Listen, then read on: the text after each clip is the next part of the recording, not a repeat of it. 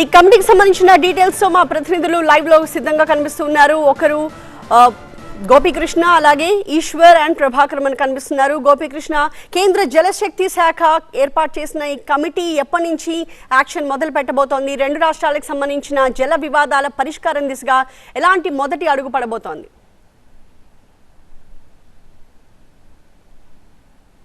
ఉమ్మడి ఆంధ్రప్రదేశ్ విభజనతో ఏపీ తెలంగాణ రెండు రాష్ట్రాలుగా ఏర్పడిన తర్వాత 2014 నుంచి కూడా రెండు రాష్ట్రాల మధ్య కృష్ణా గోదావరి నదీ జలాల్లో ఉన్న నీటి వాటాలు ప్రాజెక్టులకు సంబంధించిన వివాదాలు కొనసాగుతున్నాయి. సో ఈ సమస్యల పరిష్కారానికి గతేడాది జూలై నెలలో కేంద్ర జలశక్తి శాఖ మంత్రి సిఆర్ పాటిల్ అధ్యక్షతన ఇరు రాష్ట్రాల ముఖ్యమంత్రులు సమావేశమయ్యారు. ఒక కమిటీ ఏర్పాటుకి అంగీకారం తెలపడం జరిగింది. సో ఆ కమిటీని ఈరోజు కేంద్రం నోటిఫై చేయడం జరిగింది.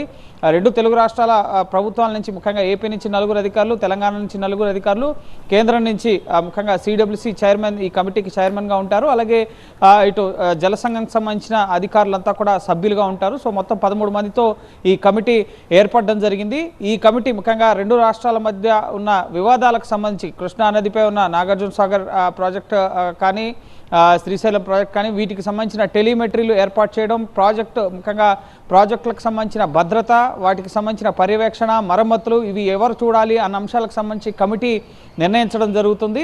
అంతేకాకుండా ఇటు రెండు తెలుగు రాష్ట్రాల మధ్య ఉన్న నీటి వాటాలు కృష్ణా బేసిన్లో ఉన్న 811 టీఎంసీల్లో 512 ఏపీకి, 299 తెలంగాణకి ఉన్నాయి. సో దీని పట్ల ట్రిబ్యునల్లో ఇంకా వివాదాలు కొనసాగుతున్నాయి. ఆలోపు కొత్త ప్రాజెక్టులకు సంబంధించిన ప్రతిపాదనలతో ప్రభుత్వాలు ముందుకెళ్తున్న పరిస్థితి. సో వీటి పట్ల కూడా ఆయా రాష్ట్ర ప్రభుత్వాలు, ముఖ్యంగా ఏపీ, తెలంగాణ అభ్యంతరం వ్యక్తం చేస్తున్న పరిస్థితి ఉంది. గోదావరి నదీ జలాల విషయంలో కూడా ముఖ్యంగా పోలవరం అలాగే నల్లమల సాగర్ ప్రాజెక్ట్ని ఇటు తెలంగాణ అభ్యంతరపరుస్తూ సుప్రీంకోర్టు వరకు వచ్చిన పరిస్థితి ఉంది. సో ఒక కమిటీ అనేది, ఈ కమిటీ కేవలం రెండు రాష్ట్రాల మధ్య ఉన్న నీటి ప్రాజెక్టుల నిర్వహణ, అలాగే మరమ్మతులు, టెలిమెట్రీలు ఏర్పాటు చేయడం, ఇటు ప్రాజెక్టులకు సంబంధించిన నీటి అలొకేషన్స్, నీటిని విడుదల చేసే విషయంలో ఏ విధంగా వ్యవహరించాలి, రెండు రాష్ట్రాల సమగ్రంగా ముఖ్యంగా ఆ కమిటీ చర్చించుకున్న తర్వాతనే నీటి విడుదలకు సంబంధించి ముఖ్యంగా వివాదాలు వస్తున్నాయి. కర్రలతో ముఖ్యంగా ప్రాజెక్టుల వద్ద కొట్టుకుంటున్న పరిస్థితులు కూడా మనం గతంలో చూసాం. సో ఆ తరహా ఉద్రిక్త పరిస్థితుల్లో నెలకొలకుండా ఉండేందుకు, అలాగే ప్రాజెక్టులకు సంబంధించిన మెయింటెనెన్స్ ఎవరు చూడాలి అన్న అంశానికి సంబంధించి కూడా ఈ కమిటీ నిర్ణయం తీసుకోవడం జరుగుతుంది. హైదరాబాద్లోనే కృష్ణ అలాగే గోదావరి రివర్ మేనేజ్మెంట్ బోర్డు కార్యాలయాల ఏర్పాటుకు ముఖ్యంగా ఒక రాష్ట్రంలో ఒకటి ఈ విధంగా అంగీకారం జరిగిన పరిస్థితి కూడా ఉంది. సో రెండు నీటి ప్రాజెక్టులకు సంబంధించిన వ్యవహారాలకు సంబంధించి ప్రధానంగా ఈ ముఖ్యంగా కేంద్రం నోటిఫై చేసిన కమిటీ పూర్తి స్థాయి వ్యవహారాలన్నింటినీ కూడా పరిశీలిస్తుంది. ఇక ఇప్పటికే ఉన్న కృష్ణా రివర్ బోర్డ్ మేనేజ్మెంట్ కానీ, కేఆర్ఎంబి, అలాగే జిఆర్ఎంబి, అలాగే ట్రిబ్యునల్స్లో నీటి వాటాలకు సంబంధించిన అలొకేషన్స్కి సంబంధించిన చర్చలు అలాగే వాదనలు కొనసాగుతుంటాయి.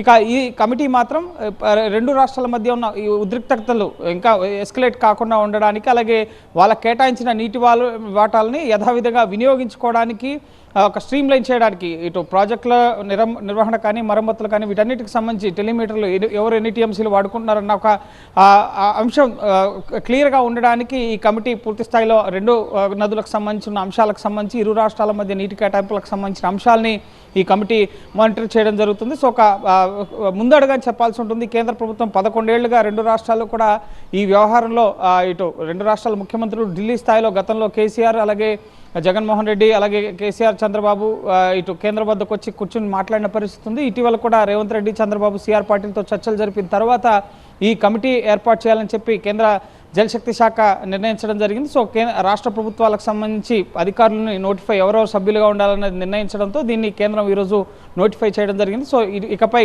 నీటి సమస్యలకు సంబంధించి ఒక కమిటీ మానిటర్ ఆధ్వర్యంలో ఈ సమస్యల పరిష్కారానికి రెండు రాష్ట్రాలు కూడా ముందుకెళ్లే అవకాశం ఉంటుంది. రైట్ గోపీకృష్ణ.